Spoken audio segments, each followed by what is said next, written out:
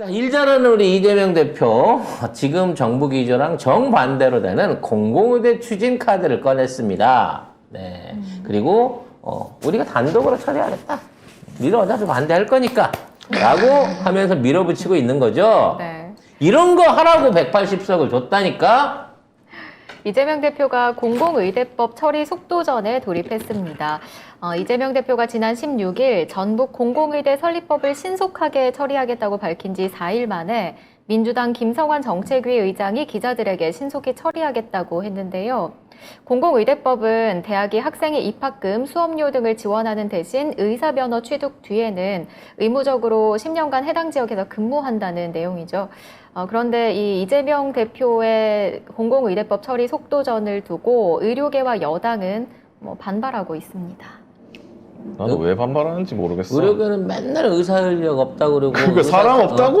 의사가 뭐 100시간씩 일한다고 하면서 인원을 늘리자 그러면 안 돼. 인원은 우리가 관할하는 의과대학에서만 늘어야지 공공이 의사를 늘리면 안 돼. 이러고 얘기를 하고 있거든요. 아니 코로나 때 내내 그러지 않았어요? 의료 인력 부족하다고? 미치겠다 죽는다 막 이런 난리 났다 이 얘기 해가지고 안철수 가가지고 막 땀 흘리고 이랬잖아. 근데 이제는 또 저는 도대체 의사들의 생각을 알 수가 없네. 그러니까 다 우리가 해야 되는 거야. 의료와 관련된 사업은 진료, 치료부터 약 제조에다가 건강식품에다가 원격 의료, 그리고 의료기구까지 다 의사가 해야 되는 거예요. 그래서 일반인이 손대면 전부 다 고발 조치 들어가는 거거든. 아니 그리고 언터치블이야. 우리는 언터치블이야. 우리가 다 해먹을 거야. 심지어 안경 같은 경우에도 안경 테는 사는 거지만 안경 알을 맞추는 거는 사실은 그 안경원에서 이게 도수제에서 맞추는 것도 이거 불법이에요. 원래 법대로 하면 안과에 가갖고 그래요? 시력 검사를 하고 헐. 그걸 기준으로 갖고 안경원에 가서 맞춰야 되는 겁니다. 이마만큼 개판 5분 전이에요. 근데 공공의대를 민주당이 단독 추진하겠다 이렇게 얘기를 해가지고 나는 이게 돼? 이게 되는 건가? 되는 거야, 이렇게 쉽게? 이때까지 몰랐어 이게 되는 건지. 문재인 정부가 공약으로 내놓고 5년 동안을 처리를 못하고 있던 게 와. 나흘 만에 되는 거였어? 근데 너무 좋다. 정부가 아니니까 야당에서 처리하는 거니까 응.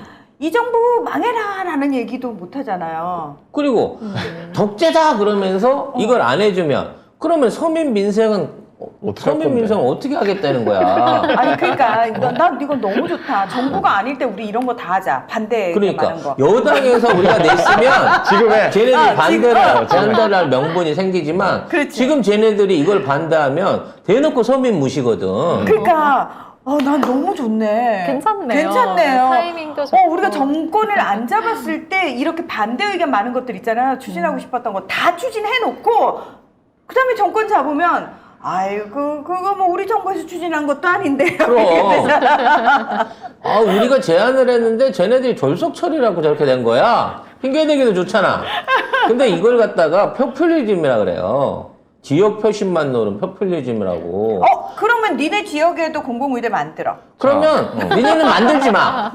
니네 경북에는 만들지 마. 포퓰리즘이니까. 자, 지금 공공의대 법안만 11건인데 유치전이 가열되고 있어요. 서로 자기 동네 달라고 난리예요, 지금. 당연하죠. 자. 왜냐면 의대 하나를 유치하는 게 얼마나 볼까요? 큰 건데. 전북 남원 아까 얘기한 거 전북 그다음에 전남 목포 순천 여수 경남 창원 경북 안동 포항 충남 공주 부산 기장 인천 등이 의대 유치전에 뛰어들었다. 거기 저쪽 땅 지자체장들이 있는 데 아니에요? 그러니까 근데 이재명 대표가 한다고 하니까 이거 뭐 독재다 이러는 거 있는데 니들도 좀 하자 같이 독재. 어? 근데 니들이 왜 그게 독재라고 하면 나는 웃기냐. 아니 딴 당도 아니고 국민의힘이 독재라는 얘기야. 나 너 왜 이렇게 웃기지? 물론 여기 이러한 법안을 통과시키는 데 있어서 가장 큰 권한은 대통령의 거부권입니다. 거의 유일한 저쪽이 쓸 수 있는 카드거든요. 근데 만일 이런 민생 사안에 대해서 거부권을 함부로 한다고 하면 이거는 민심한테 역풍을 맞을 수밖에 없는 거거든요. 지지율도 떨어지겠죠. 그러니까 처음에 시작했을 때 민생만 보고 가겠다. 민생 법안으로 국민들 서민 생활 살리는 데 일조하겠다. 이 얘기를 했을 때 많은 분들이 막 정치법도 해야 되고 뭐 특검도 해야 되고 많은 얘기가 있잖아요. 근데 결국 이 효과를 노린 거예요. 함부로 거부권 행사할 수 없다니까. 그쵸.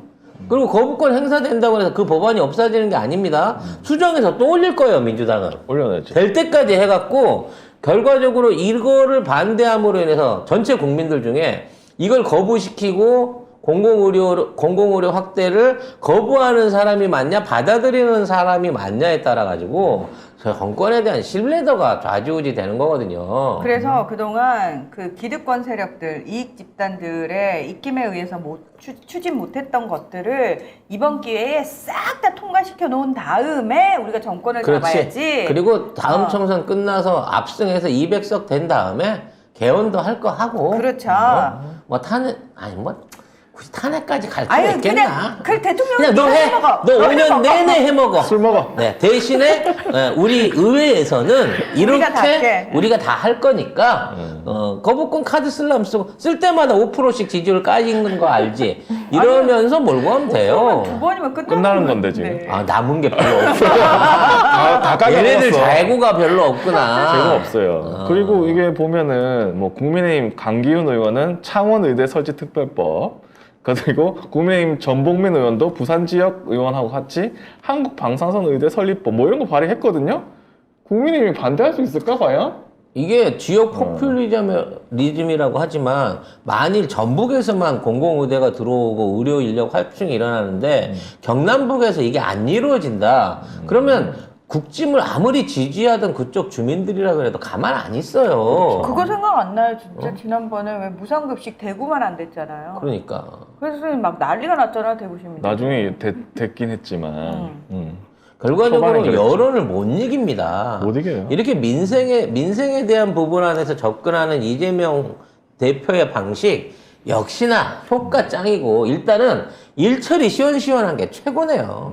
일주일을 안 가. 뭐 하나 합시다 하면. 그러니까 전북에 가서 이거는 여당도 하는 일이고 이거 지금 의대 정원 부족한 거 의료 정원 부족한 거 사람들 다 알고 있잖아요. 왜 안 되냐 이렇게 하니까 바로 뭐 4일 만에 됐다 이런 얘기가 나옵니다. 자, 이런 와중에 이재명 의원은 부산에 가서 세 번째 최고위 회의를 열고 또 서민 지지자들을 만나는 행사를 가지고 있습니다. 자, 어떤 내용인지 볼까요?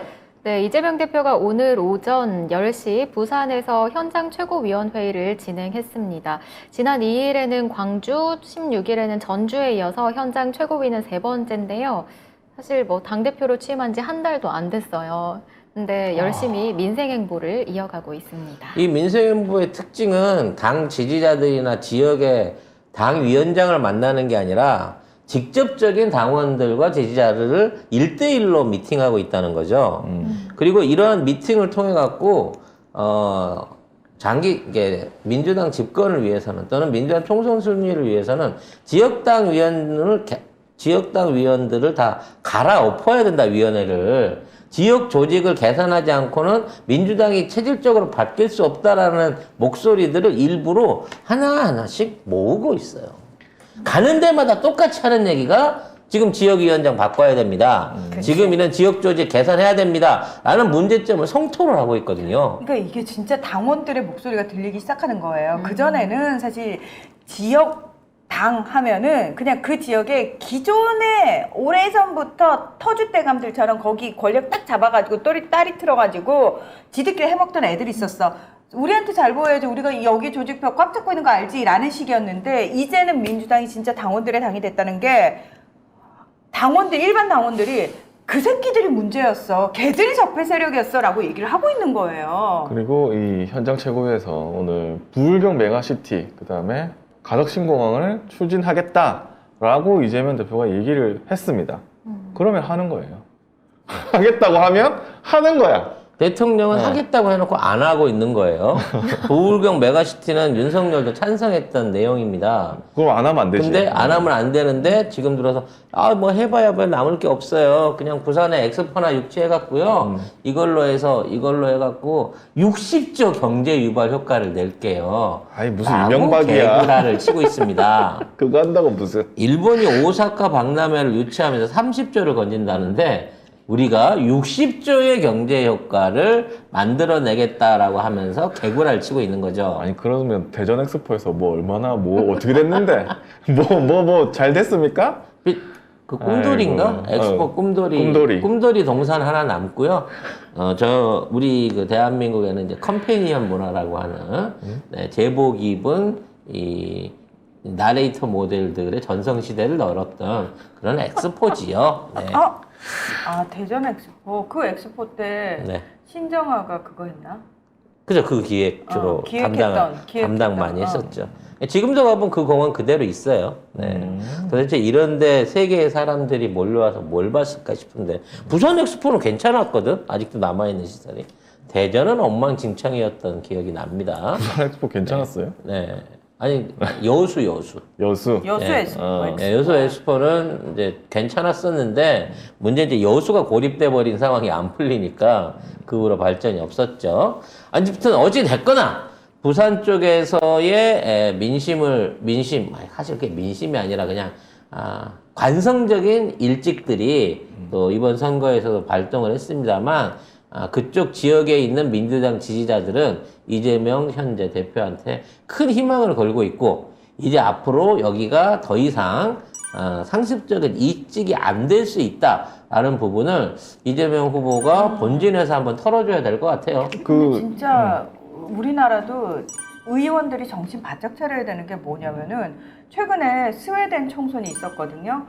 제2당이 극우 정당이 됐어요. 스웨덴 민주당이라고. 근데 이 이유 중에 이제 하나가 뭘로 지적이 됐냐면 우리가 스웨덴 하면은 워낙 복지 정책 잘 돼 있고 사회 민주주의가 딱 자리 잡았고 정치인들 되게 훌륭하게 일 열심히 하고 뭐 이런 나라로 생각하고 있었는데 이 의원들이 조금 너무나 그런 것들이 익숙해지다 보니까 민심에 민감하게 반응을 못했던 부분들이 있었던 거예요. 그래서 기존 정당이나 정치인들을 심판하기 위해서 내가 이번에 극우 정당을 뽑았어. 왜? 얘들은 그래도 우리 얘기 듣는 척이라도 하거든. 이런 분석이 있는 거예요. 제가 그거 보는데 스웨덴도 이렇게 될 수 있구나. 그러니까 우리나라도 민주당으로 나오면 늘 민주당이 수상하던 곳에서 내가 그래도 여기 조직표 가지고 있고 여기 시당 위원장이 몇 년을 하고 있고 이제 이런 거 다 타파돼야 된다는 거예요. 그래서 안철수가 한번 사기쳐서 성공했잖아요, 그때. 그러니까요. 새정치하겠다고. 네. 근데 이제 진짜 민주당도 다선 의원들 특히 정신 바짝 차려야 된다. 또는 초선도 네가 처음에 누구 끈을 잡아서 들어왔는지 모르겠지만 일단 일 못하면 너도 아웃이다. 이거를 당원들이 제대로 일깨워줘야 된다. 다음 총선에서 일단 공천 과정에서부터 당원들의 힘으로 후보를 세우고 그 후보가 당선될 수 있게 하고 거기서 끝나는 게 아니고 그 후보들이 일하는 거 봐서 설사 당원들이 세운 후보라 할지라도 일 못하면 바로 아웃시키는 그래서 항상 긴장하게끔 만들어야 된다 의원들을. 그래야 우리나라가 살아난다. 저 진짜 그 생각을 했습니다. 근데 이직들도 지금 고민을 해봐야 돼요. 왜냐면 윤석열이 지금 지역 발전 아무 생각이 없어. 아무것도 안 하고 있거든. 다 서울 뭐 자기 뭐 집에 옮기고 뭐 인테리어하고 뭐 이런 것만 와 있고. 아니 서울대, 강릉, 양평, 강남.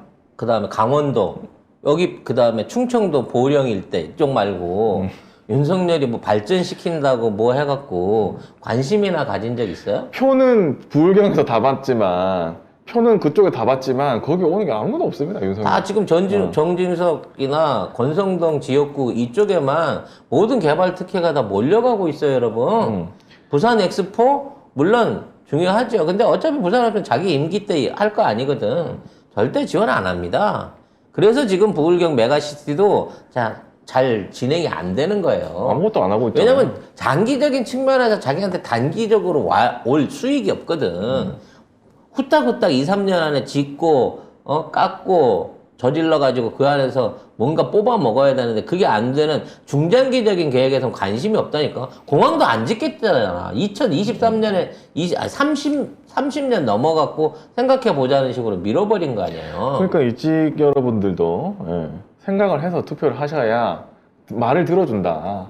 그 생각을 하고 좀 하셨으면 좋겠어요. 자, 이렇게 민주당이 바뀔 수 있는 데는 이미 이 민주당이 그동안 뭔가 굉장히 그런 게 제왕적인 게 있었나 봐요.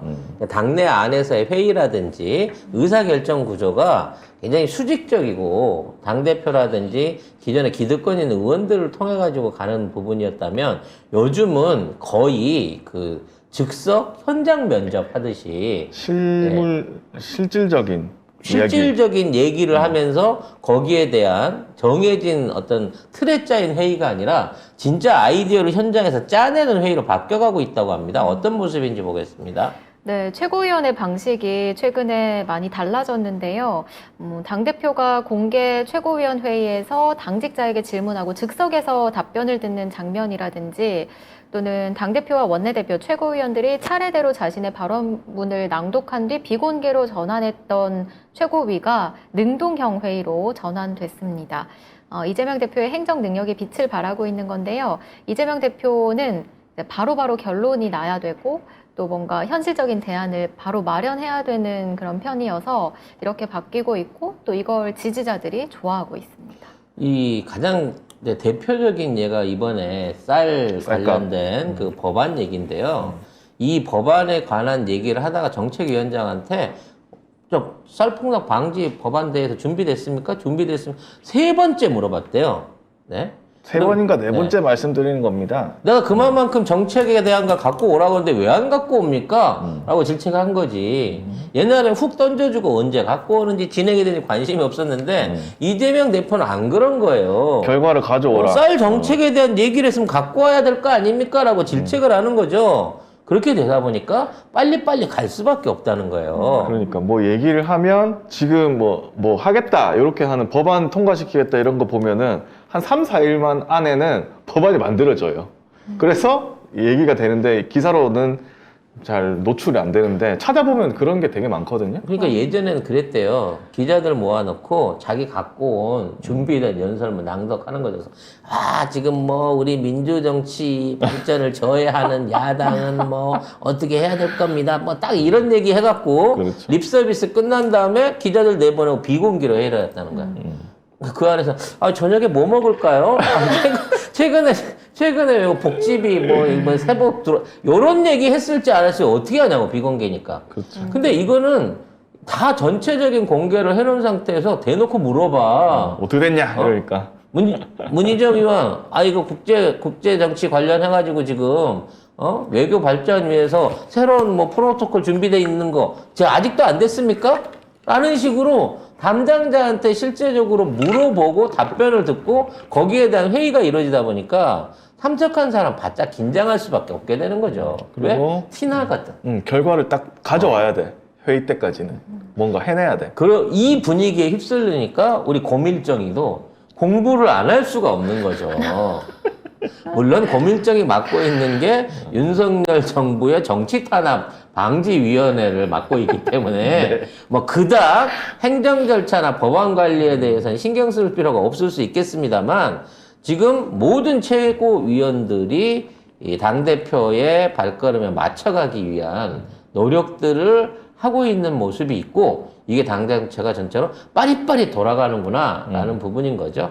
이렇게 돼야지 당이. 이제 남은 거는 이제 김진표 무리들과 여당이 뭐 법사위나 이런 데서 이런 법안에 대한 문제를 억누르려고 하는 거를 어떻게 빠르게 정리해서 끌고 갈 수 있느냐. 이 실행력까지 보여줘야 돼요. 기획력은 현재 보여줬어요. 법안 발의를 통한 기획력은 보여줬는데 이게 실질적으로 공표되는 단계까지 이걸 밀어붙일 수 있는 힘까지 증명해낸다고 치면 정치에 대한 효능감, 의회 정치에서의 어떤 그 역할들을 우리가 처음으로 우리 정치 사상, 민주정치 사상 처음으로 이재명 당대표를 통해서 볼 수 있게 되지 않을까라는 기대를 가지게 됩니다. 난 당이 뭘 할 수 있을까 했는데 진짜 이렇게 되네. 당이 바뀌네 진짜. 와, 되게 신기합니다.